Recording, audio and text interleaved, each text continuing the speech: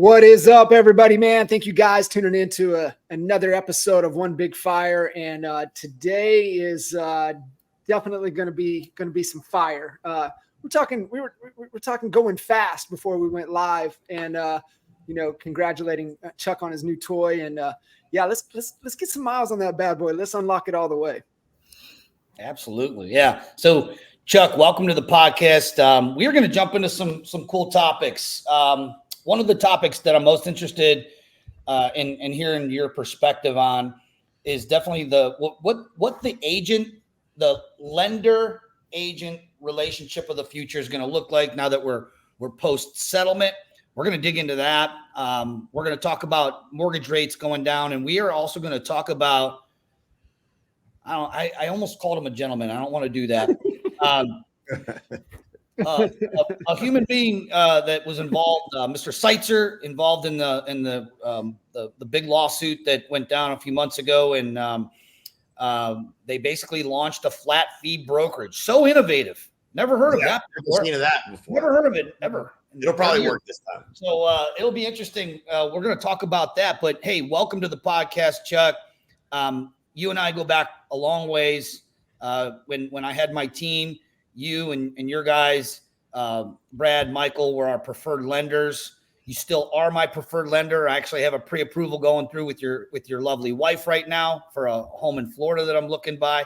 And you're an entrepreneur, always been at the top of your game, and you're still a young guy. You just brought home a new baby. You want to tell us about your new baby?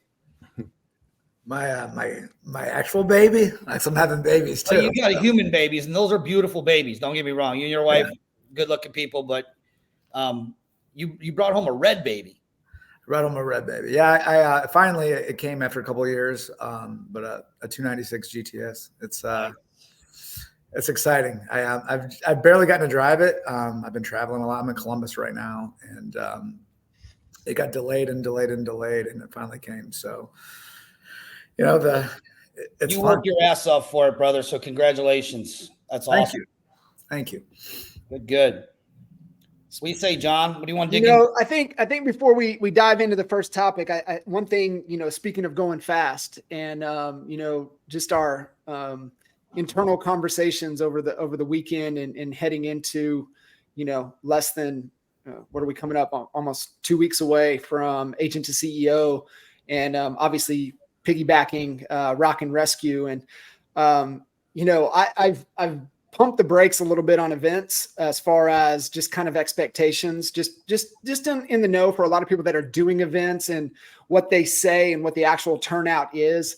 And, I think we weren't really shooting for the moon. I think we were good. We're like, hey, we got a great sponsorship. Hey, we're good. Kind of where we're going to be. We've exceeded all of that.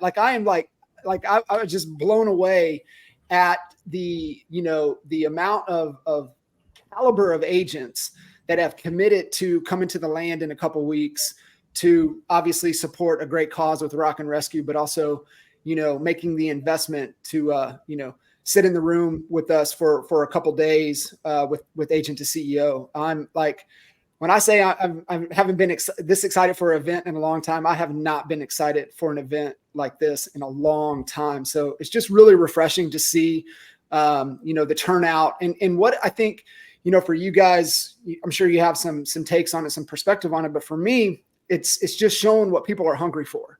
They're really hungry for what it takes, where we're at in the climate of the season of business.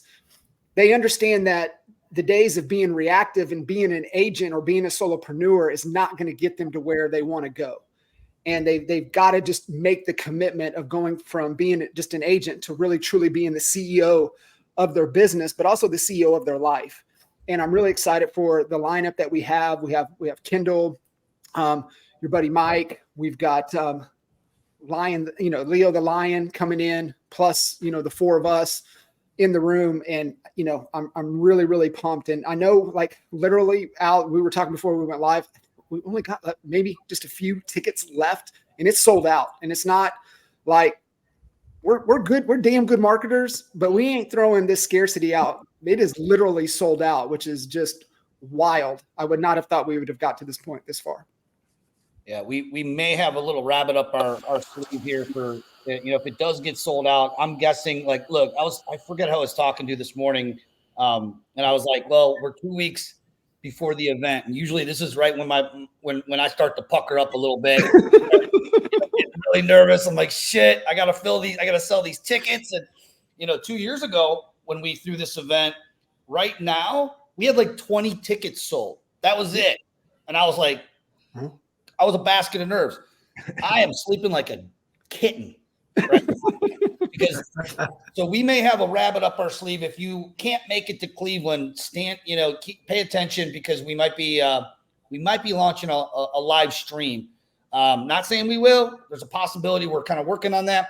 But for people that just can't make it for whatever reason, we know there's a handful of them that wanted to come so bad and you couldn't. We're gonna work on taking care of you, but we're super excited. You can go to agent2CEO.com. It's scrolling across the bottom to grab your ticket to the show. And Chuck, speaking of CEO, man, how long? Tell us a little bit about your story and how you got to be growing the number one. I mean, you were successful at the last company you're with, of course. You came over to cross country. What has it been, 6-7 years now? Yeah, I just hit 6 years. 6 years, yeah. It was about a year right after I merged my brokerage into EXP, and we all went on that journey together. So it's about the same amount of time. What got you into the mortgage business, and where did you start? And you didn't start at the CEO, I'm sure, right? You worked your way up. No, I started as an LO in Columbus, where I'm at right now, with actually a guy, Kyle Fees, one of my managers down here, and I sat next to him on my first day in August of 03. So 21 years ago, I was an LO, and then I got promoted to manager and moved to Cuyahoga Falls, and then I moved to Philly and bounced around a little bit. And I became the president of my last company. We had a conflict of vision, and I met Ron, and Ron just gave me the capital infusion I needed to take my shit to the next level, and I couldn't be happier. So life's good. Awesome. So now I just have a division at cross country, and technically we're number 2. We have, I think I was just showing a recruit here this morning. I think there's 450 different cost centers, and I'm number 2, but the number 1 group is Burger, and it's corporate, and it's their, they're more of it's a different model, but I don't want to, take anything away from them. But I beat him one time outright in, probably the last 24 months, only one time. So every other month we're number 2 in units, and we usually end up number 4 in volume, which I'm really proud of that, because a lot of these California and New York guys and Boston guys, as you know, they put up big volume, and we just crush units. So I think we did 571 last month. So, oh my God, 571 loans last month. Congratulations. Yeah. I won't even tell you the volume, because when I don't even post it anymore, because everybody on the East and West Coast, they think I can't do simple math. They're like, there's no way you did that many units and your volume's so low, because we're predominantly in Ohio, but right. We're at 192,000 average loan size in Ohio. I was just going to ask you that. 192. You're under 200,000 in loan. In your loan amount. Yeah, dude, it's a winner, because when I came over in 2018, our average loan in Ohio was 137. So it's increased significantly. These two boys know something about working in the lower price ranges.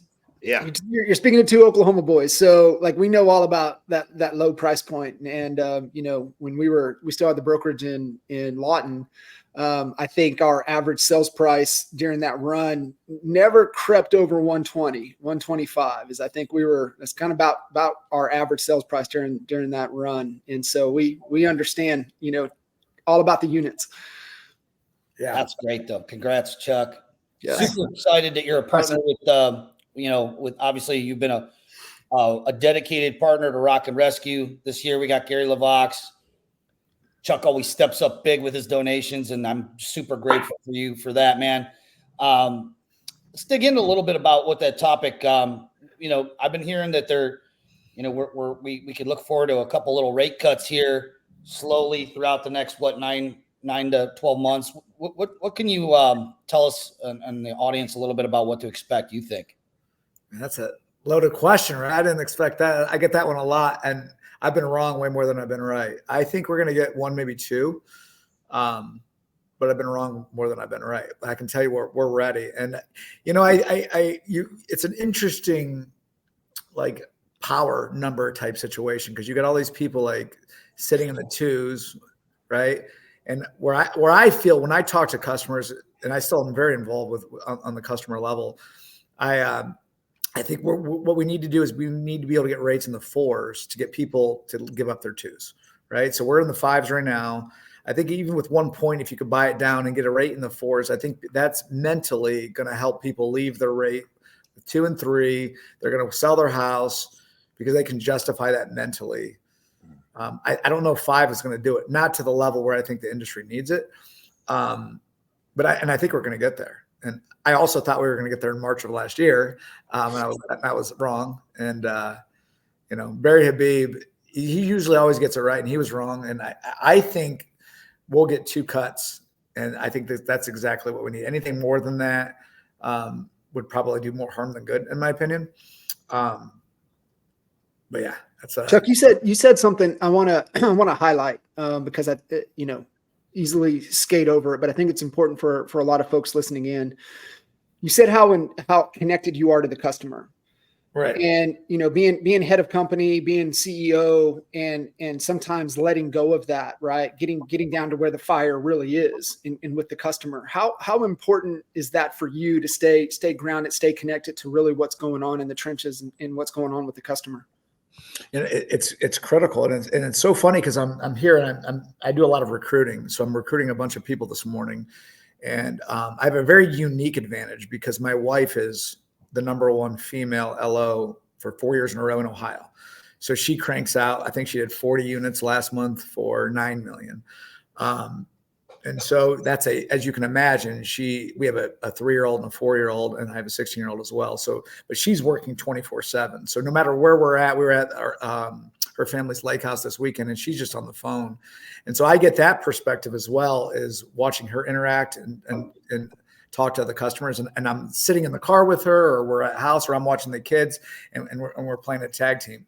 But really where it helps me the most is, I would say my bread and butter and my wheelhouse is recruiting and growing. It helps me relate to what people are looking for, and having my wife be successful on what, how she's built her team, what kind of LOA, what her customers are looking for from a turn time perspective, and just in general, what kind of service that ultimately, we need to provide them compared to our competitors. It's critical. It's a very unique advantage that I didn't build by design. I married into it. So it helps mainly in the recruiting front, but also I enjoy that component of it. And so I do it just by traveling, meeting with the agents, and meeting with the customers. And I've kind of built my group to where I do what I like to do, which is the social aspect of it. We do a lot of events where we bring our customers to them as well. And I get to talk to them about their experience. And unfortunately, when things, don't go well, which happens, right? We're humans. That's typically where people get me involved. So I try to always, turn, lemons into lemonade, right? That's all you can really do, especially in a review driven industry now.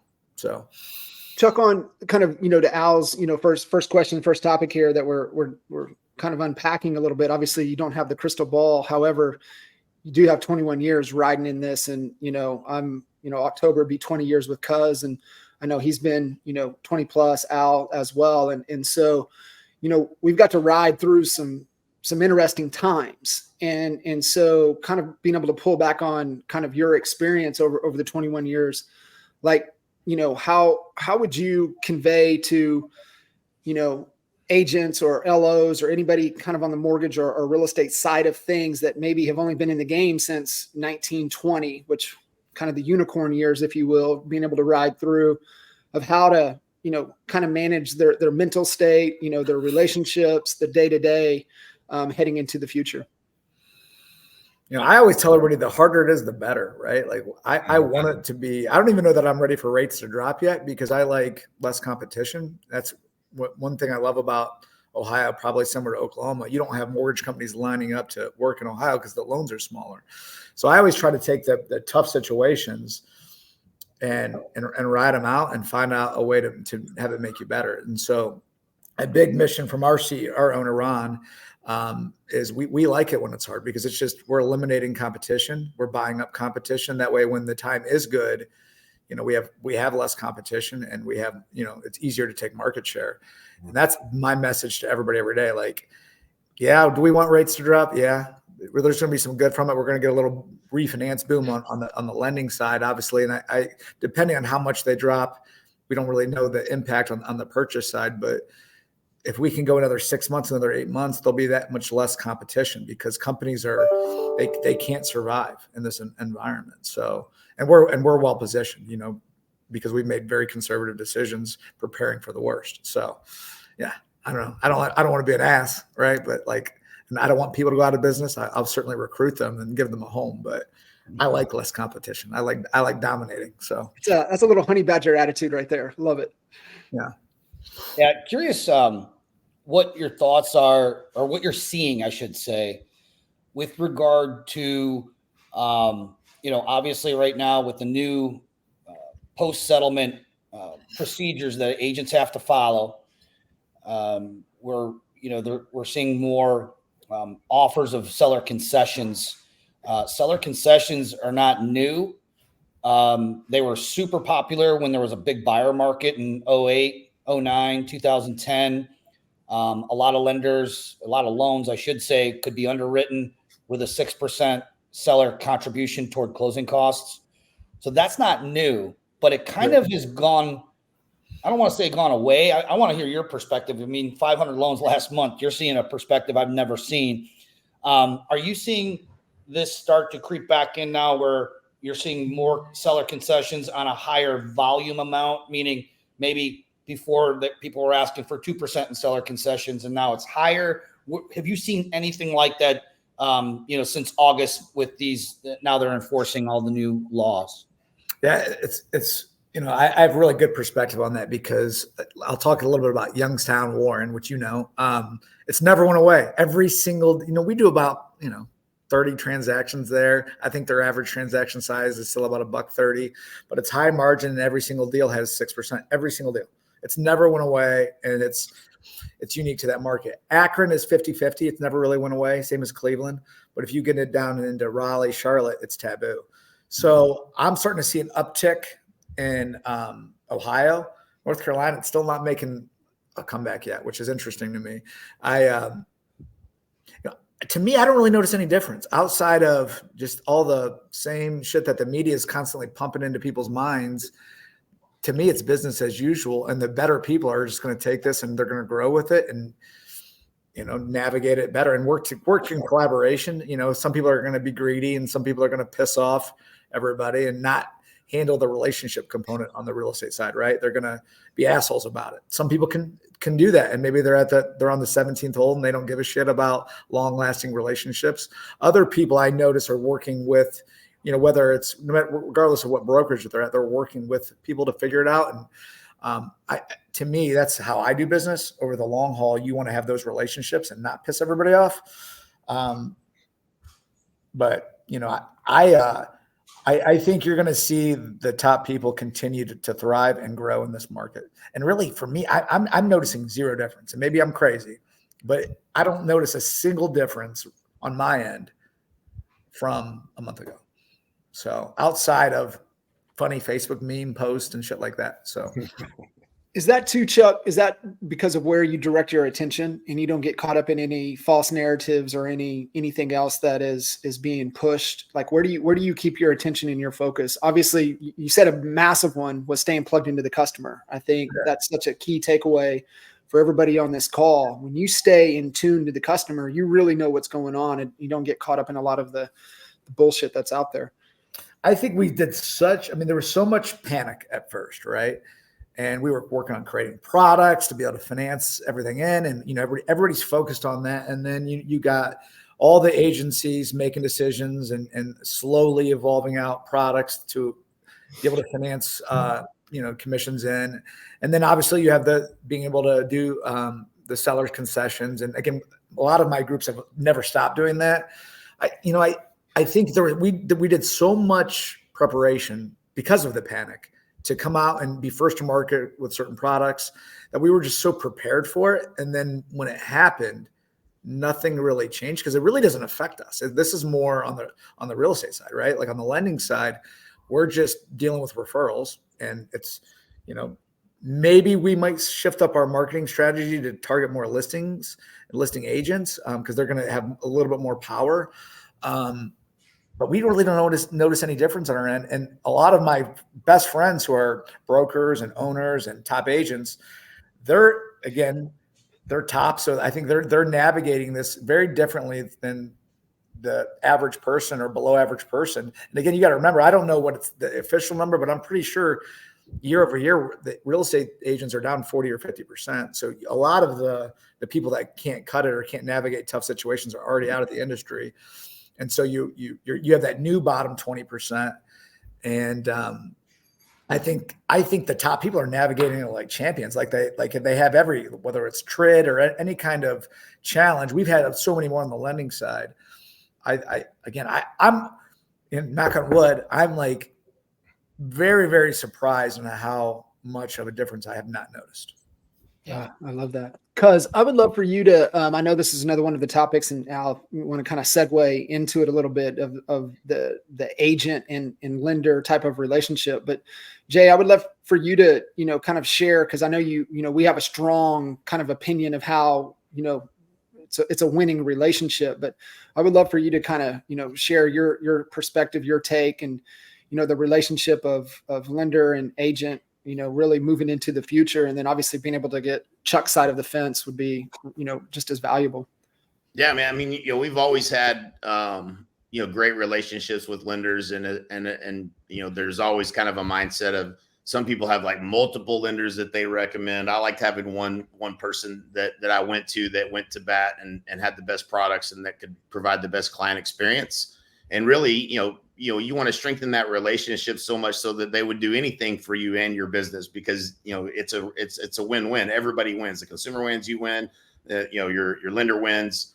So yeah, I think, the best agents have great relationships with the best lenders. It's one of the value propositions that you have as an agent is knowing where to go to get the best financing, the best overall deal. And it's not just, as agents, I think, a lot of people must think that real estate agents don't do a lot, but I mean, the difference a great agent and lender partnership can make in a real estate transaction over the lifetime of owning a property is significant.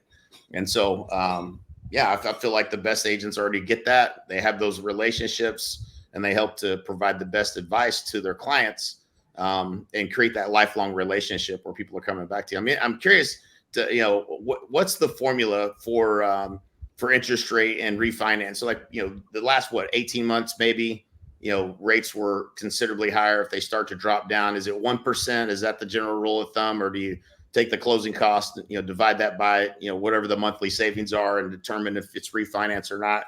And how many agents do you have that actually are helping make, reaching out to their past clients and reconnecting them for those refinance opportunities? Or when do you see that coming?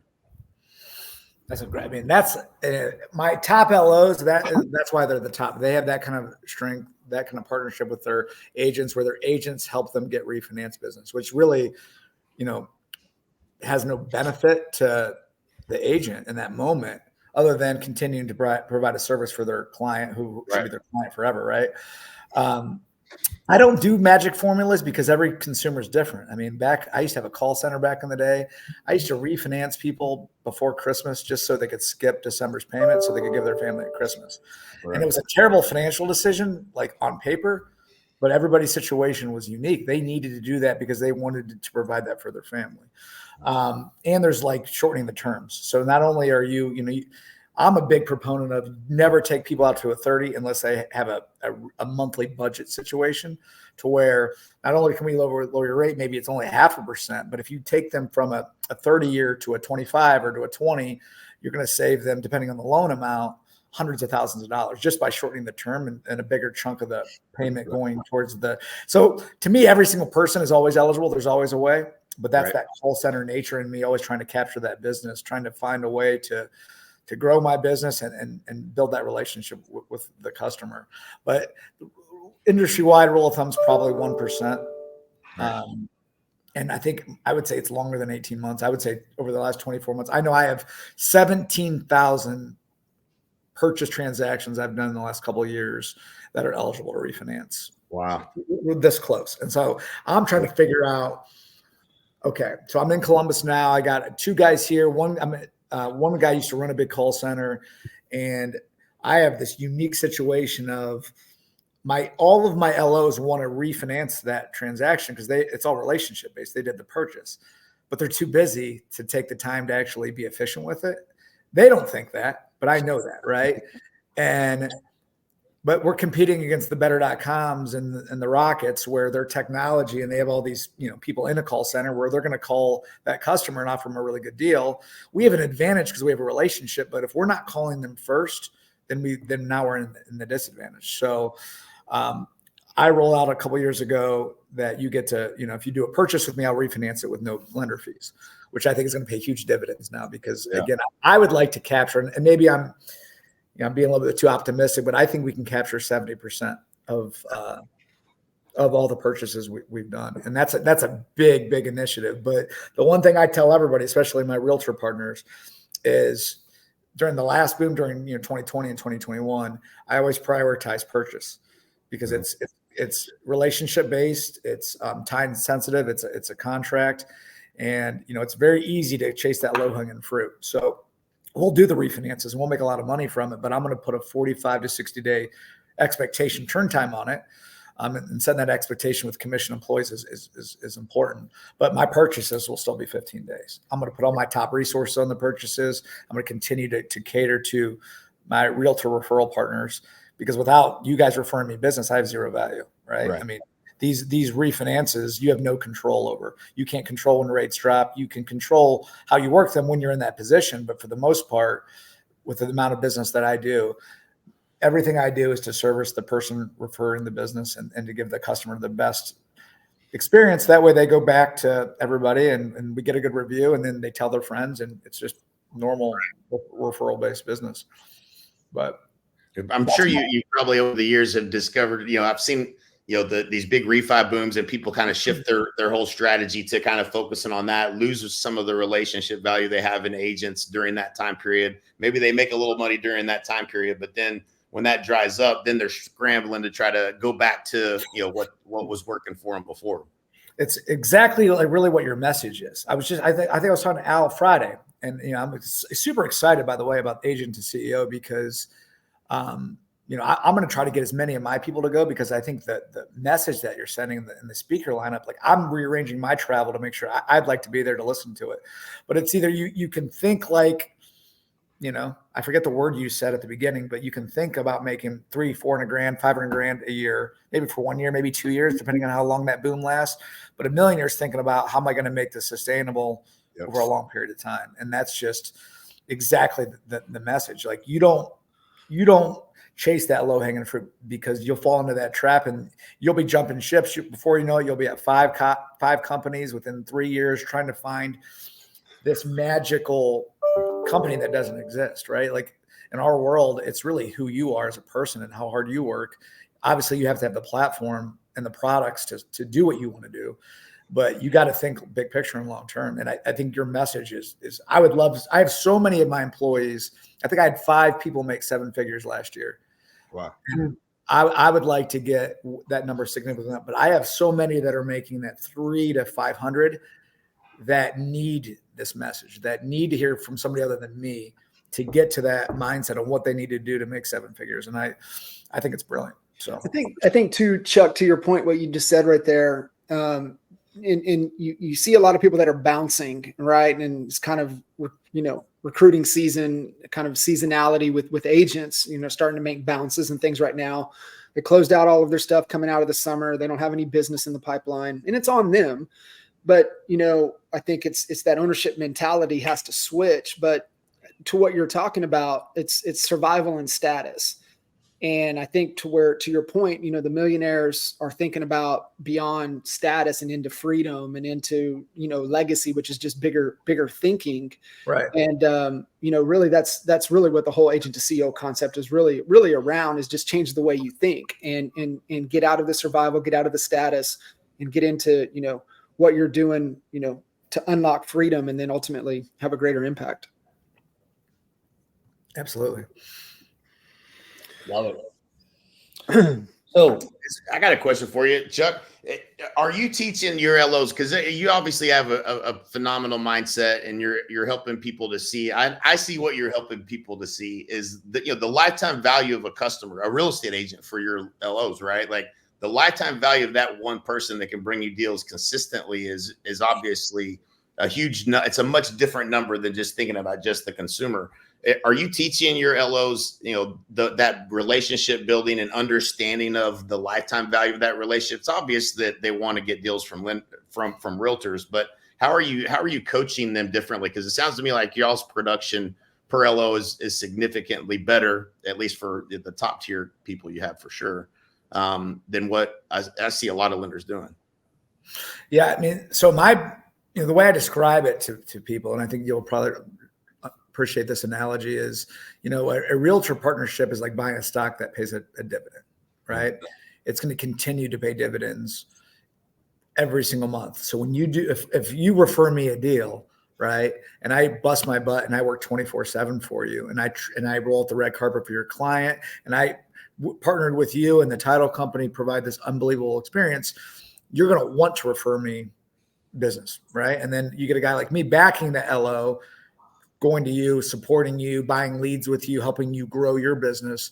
I'm really involved in a lot of co-marketing, MSAs and things on a national level. That versus if you are in the refinance world, I lived it. Like you're in a call center and every month you're starting from scratch. Maybe if you do a good job, if you're just knocking out 10 refis and maybe somebody refers their neighbor over, but it's not a referral based business. You're buying leads and it's very transaction based. So to me, it's buying that flyer. And I like flyers. I'm a big Bitcoin guy, and I've done really well with some of those things, but it's not something that, you want. You don't want your portfolio to be more than 10% flyers, right? You want your portfolio to be that consistent dividend paying stock that's going to be sustainable over a long period of time. And that's how I describe it. Like on the lending side, we can buy leads and we can buy purchase leads. They're tougher to handle. You can work with like financial advisors. Those are tough too, because those people typically want the best financial deal. And I run average margins. I'm not the cheapest guy in town, because you're paying for a service and I'm working 24/7 and I'm coaching that model. We're buying marketing. We're doing things like that. Similar to every realtor. Like there's nothing that drives me crazier than when an agent will say, oh, I got to send out 3 lenders, which are because of RESPA, and they get involved in what my fees are and my costs are. And I had a top guy in Cleveland the other day said that to me. And I said to him, what would you do if this client that we mutually share, if I went to them and said, why don't you call Redfin? Why don't you call HomeSmart? Right? If you care so much about your fiduciary duty, right? Well, what would you say? Because shouldn't I do that? Or maybe you should yourself send them because they're going to do it for $500 or whatever, some flat fee or 1%. Again, I don't get involved in any of that because it doesn't affect me. And to me, you get what you pay for in life, whether it's, I'm learning that the hard way on a remodel with my house. And anytime I've ever went the cheap route, I have to redo it. And it ends up costing me more money in the long run. And so for me, I just try to treat people the best that I can. I try to be honest with them. Like I don't pretend to be the cheapest guy in town. I never have. And, but you get what you pay for. I'm going to pick up your phone call at 11 o'clock at night on a Friday night. I don't want to. Hopefully I'm not in that situation, but if you absolutely need me, I'm going to be there. And I coach my team to have that same mindset. And for me, at least for my model, and other people have different models, I'm 99% realtor purchase focused. And I built long-lasting friendships and relationships. And again, it's the dividend. It's the unbelievable stock that pays dividends forever. And you can have fun doing it. And you end up working, at least for me, like some of my best friends, like are people that I have a lot in common with. We go to concerts together. We do a lot of things together that just, it makes it not feel like work. We vacation together. And I'm sure you guys have a lot of, really, it seems like I know you guys are as thick as thieves. I don't really know what your guys' backstory are. It sounds like you're cousins, but I know from how you guys are living your best life, but you guys have become friends. And I think that's the ultimate win in life, right? Like we all work hard. We all want to make a lot of money, but when you can do it and share it with people that you just enjoy being around, that's kind of the win, right? Mm-hmm. Massive. Yeah, man, you nailed it. And Jay and John don't know this, but when I still had Stasek Group before I sold the team, and you guys have, were always our go-to. When you talk about differentiation and that money moves the difference, not similarity. Mike, I gotta bring up Mike Meyer. Mike was the guy who would literally go out, and if we were listing a home that had a pool, Mike would show up, when we were listing and taking the photos and everything, and take his own video of him jumping into the pool with like either all his clothes on, taking, hey, to be like, he just went over and above in shooting and helping, and like literally wasn't just like the guy taking orders. Okay, let me see if I can get you the best rate, which, and take, and really transactionally, he really took that relational, and Brad and Shireen. And it's like, I mean, those are the only people that I've had, actual experiences with, but I'm sure that it permeates through the rest of your group. They just look, I'm friends with pretty much every lender in Cleveland, and I had a lot of them as my preferred. And when you guys became my preferred, it stopped right there.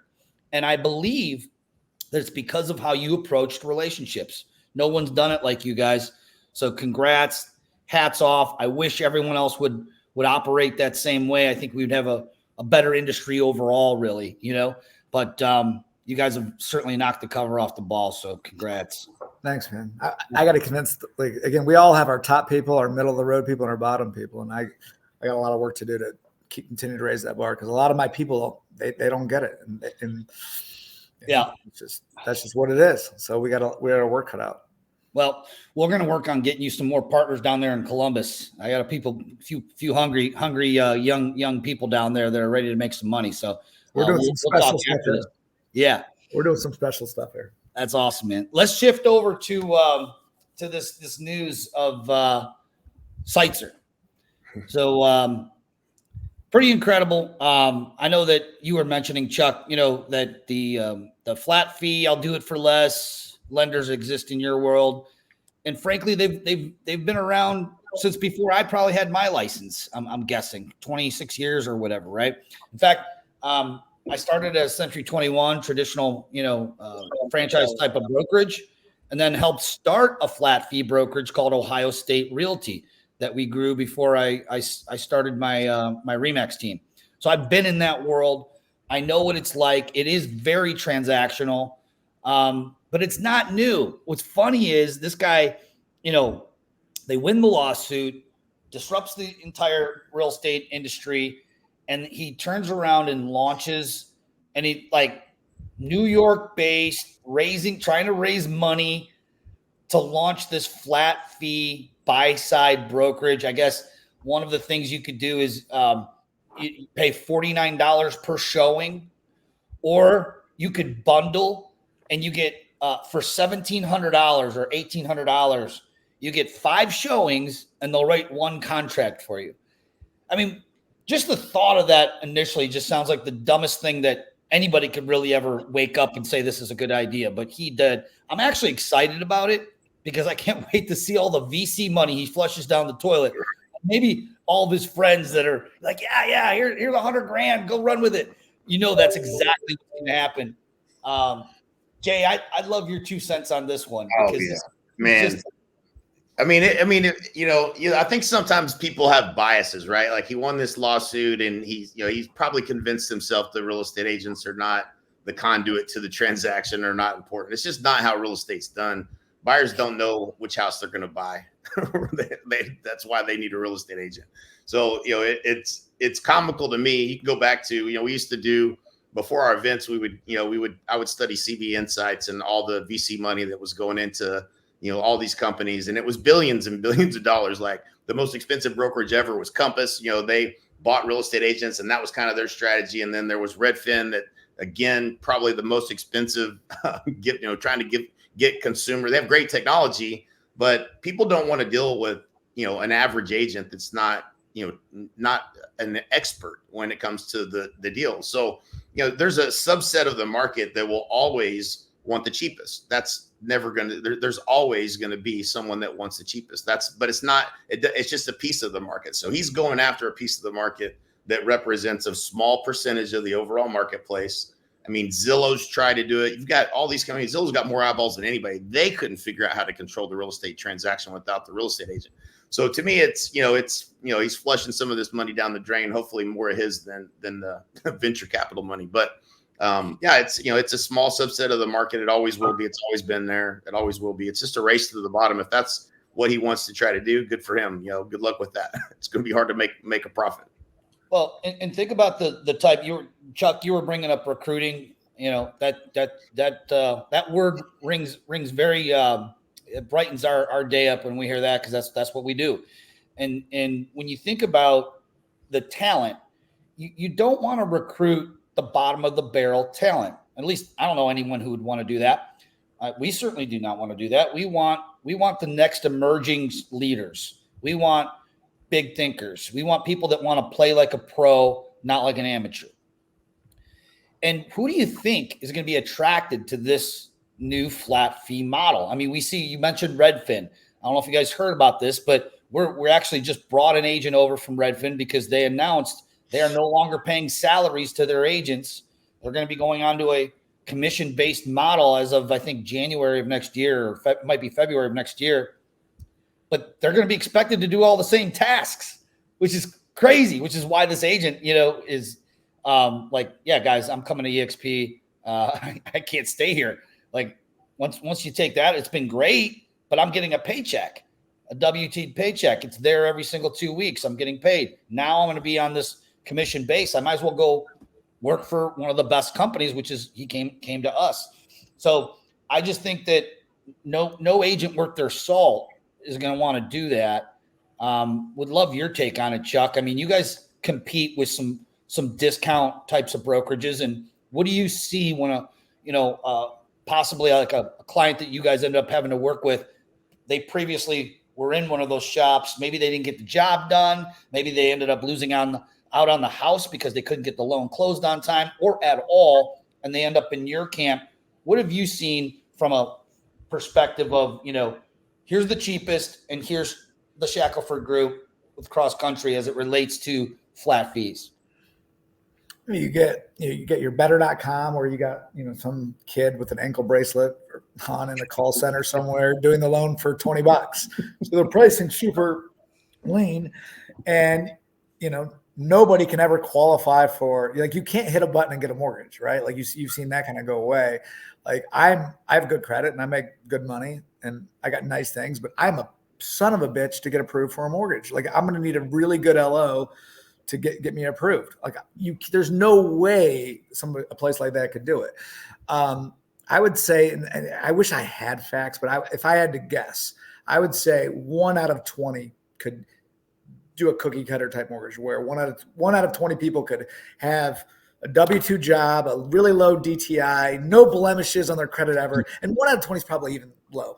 So nobody qualifies for those products. So therefore you need somebody to hold your hand, to walk you through the process. And really one of the toughest things is just comparing their previous experience. A lot of times, if you bought a house in 08, this is what you did in 08. So that you don't want to have to do these things. And you need somebody to just tell you, this is what you got to do. This is why you got to do it. And customers are a pain in the ass, right? Everybody's a pain in the ass. Some of my best friends are the worst customers because they just expect that everything's going to be done with them. And they don't understand that there are insurances involved and reps and warrants and all of these things that I can't wave a magic wand. We got to do it the right way. We got to get computer findings, all to maximize their best deal for them. And I don't know. I used to get caught up into it, and every company's going to have some kind of niche product, or else they wouldn't exist, right? And so their niche product should be the best in that market, whether it's an OFA loan. Like I know our local fairway in Ohio, they brag about being the best at OFA, and that's great. And they tell everybody I don't like doing them, and I like to make money. It's not that I don't like doing OFA loans. They're we do them because we need to have that in our arsenal, but we don't make money doing them. And I'm a businessman trying to make money. And I'm very honest about that. And if they want to be number one at OFA loans, I'll be number one at everything else and all the loans that make money, and they can be number one at that one. And if that works for them, great. But there's always a company that's going to come out with some gimmick, some bullshit. And I don't know. This one's really wild to me, and I love what you said about the VC money, because it's going to be exciting to watch from the outside. And the biggest thing I think that probably a lot of people don't think about or talk about is the market conditions, right? Like, there's no better value for a buying agent, right, when it's a different market, when houses aren't flying off the shelf, right? Like right now, houses sell quickly, but it's not that long ago where agents really had to work, and they would show houses for a year and really have to be really a master of their craft from a listing side to really differentiate their house. A buying agent had to help get that person to want the transaction. And there was a much bigger skill set now. Not that agents don't need to be skilled now. It's a different market. And so what is their business model going to be when you have to show houses for 6 months or a year? Yeah. You do the math in those scenarios. What does that look like? Right. Yeah. So it's real easy to get rich on a spreadsheet. I've done it. We'll see how Mr. Seitzer plays that out. But you brought up a pretty good point, I think worth mentioning before we wrap this up, Chuck. But I think that when I worked with the best lenders, they made me look good with my client. And I think it's reversed too. I think the best lenders, they don't want to work with subpar amateur agents. They want to work with the pros. Because it's going to help them close that loan easier. They're working with the client equally. As far as the attention to the detail, you have that advantage and it helps you and your processors get everything that they need so you can get it across the finish line. And when you're working with a subpar agent, a discount agent, and like I said, I lived that life for a while. And even when I was a discount, I consider myself a good agent, but the problem was this. I had to do double the amount of transactions to make the same money. And we only have so much time. So what do you think happens to the level of service when one individual has to juggle, 20 sales per month versus maybe doing 10 a month? That 10 a month is a lot. Imagine trying to do 20 because you're trying to make the same money. Something has to give. And in that world. So, man, I appreciate your insight. It was super fun having you on the podcast, and I can't wait to see you Agent to CEO. And of course, we got Gary LaVox afterwards. It's going to be a blast. Yes. We got. I've been pushing for that for like 5 years. I've been telling you. As soon as I knew you had some kind of connection to for an intro, so I'm super pumped. I'm excited too, man. Anything else you want to wrap up, Johnny? No, it's fantastic. I mean, everything, Chuck, you shared really, really resonates with who we are at our core, coming from, a place of, consultative with whoever, your customer is the agent, agents, customers, buyers, sellers. And so, understanding the alignment being, congruent to each other, we always looked and, to Jay's point, right.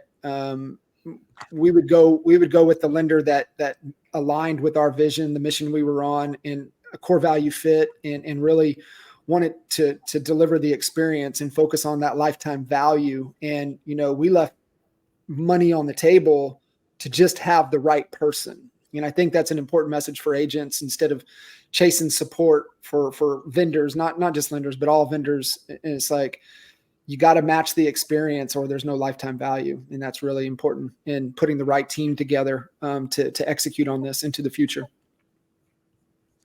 Absolutely. Cool. All right, fellas. Well, hey, great seeing everybody. Can't wait to see you in 2 weeks, Cleveland, Ohio. Get your tickets. If you can't make it to agent to CEO, just go to rnrcle.com and get your Gary LaVox tickets. We got Dusty Black coming into town. Oh boy. Oh boy. He's going to light it up. Them boots. And my great friend Shane DeMoss is coming up from Dayton to open everything up. Doors open at 6:30. Music starts at 7. That's Thursday, the 19th. Check out WGAR. We have spots running as of today, actually, for the next 2 weeks, all the way up into showtime. That show will sell out. I'm guessing within 3 days before the show, we're going to have to cut off ticket sales.